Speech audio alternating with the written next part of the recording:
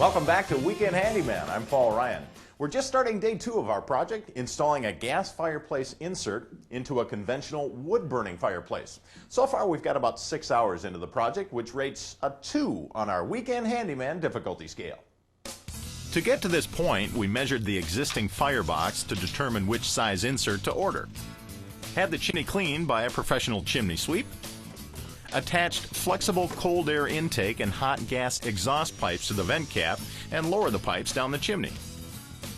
And attach the pipes to a plate, which will now connect to the firebox. Well, now we're ready for our next big step, putting the insert into the fireplace.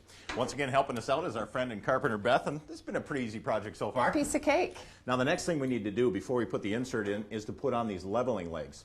Here's why we need these. You can see back here, we've got the hearth and the floor of the fireplace. Now the hearth is higher than the floor of the fireplace, so we actually have to raise this insert up so it matches the level of the hearth. A lot of cases the hearth and the floor of the fireplace are the same level, so you might not need those leveling legs, but in our case, we're going to need them. The leveling legs screw into threaded nuts built into the bottom of the insert. Set the legs to a rough height and make your final adjustments later after the box is in place. Here's one more thing to look out for. This is called an ash dump. You sweep the ashes in here, it goes into a reservoir that needs to be cleaned out. Now the problem with that is that if your hearth is the same level as the base of your fireplace, you see this little lip here? Your insert might not clear that lip. Now we're in pretty good shape. The lip of our ash dump is below the hearth, so we will be able to clear it. But just be aware that you might have to take that cover out. All right, Beth, you ready to muscle this thing in? Yes, I am. Now, we can't put this all the way in because we still have to make our final gas and electrical hookups, but we can get it pretty close. Once we get the insert roughly in place, it's time to make our gas and electrical hookups. It is strongly recommended that you use licensed professionals to hook up any gas and any electrical.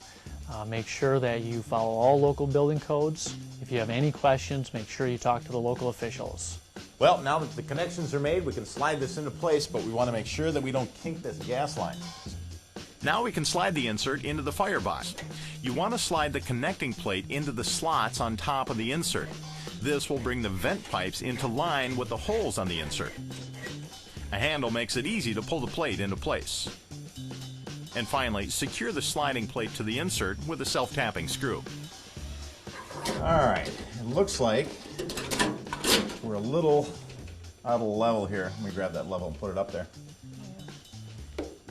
And it looks like your side's got to come up or mine's got to come down. You can adjust the leveling legs from the front of the insert.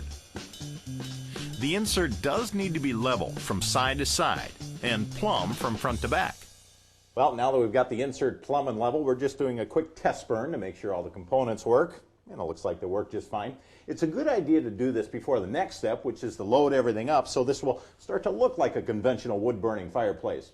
Now we'll be adding some logs and some amber material to give it that realistic look, so we'll cool this thing down and load it up. We'll have to remove the glass front panel before we can put in the ceramic logs. The glass is held in by 2 clips at the bottom. First thing to go in, the glowing embers. Made from mineral wool, they'll give the fire a burning coal effect.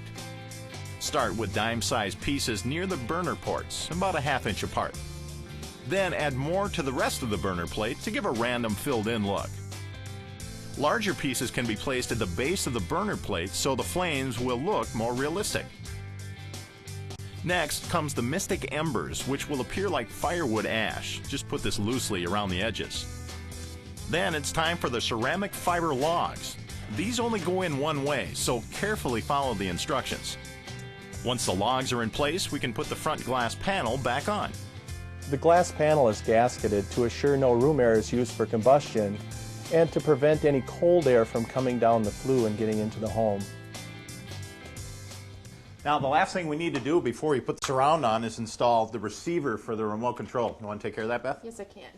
Now the remote is a thermostat. It also has a push button on-off switch so you can start the fire from anywhere in the room. It's also got a timer. Follow the instructions to hook up the radio receiver. To protect it from the heat, place it outside the firebox. Well, it's time to put on the surround. That'll tie our insert into the existing fireplace and give us a nice smooth transition. The surround slips over 2 tabs on the top and then gets attached with screws at the base of the insert. Well, the last thing to go on is this screen. Now, not only is this a decorative element, but this glass gets really hot, so this adds protection as well. It'll keep the fingers away from that glass. Make sure that you don't get burned. Well, it's time for the moment of truth. Look at that. Looks like a real wood fire.